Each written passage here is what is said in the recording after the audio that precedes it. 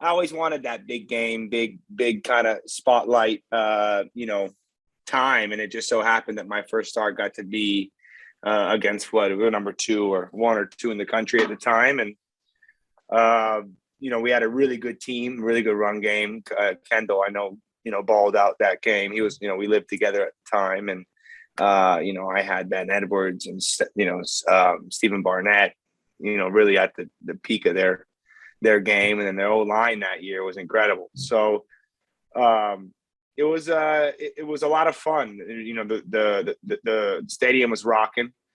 And it was probably the best atmosphere I played in at Richmond in my time there. So it's a special week. It's a special week every time you get to play them. It was one of those days for Finney where it was kind of the ball was kind of finding him.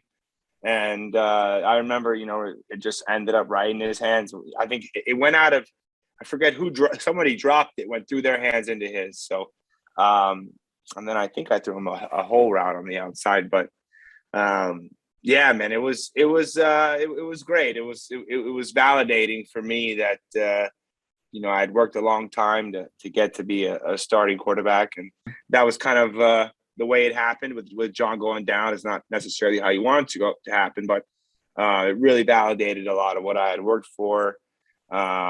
Just seeing how I played in that game. And I think that kind of set the tone for the rest of my time there. I think just the people I was there with and the bonds you kind of form. And I mean, I feel like I grew up at Richmond. There's a lot of things that happen in those years that you really kind of grow into yourself. And it's a small school, so everybody's kind of tight knit. So I really think I tell everybody I learned way more in football that set me up for my life, working with a group, working with a team, in a job is a lot of the same traits as kind of working with a team on the field and calling the plays, calling the audibles. It's the same way in running a meeting, or selling somebody.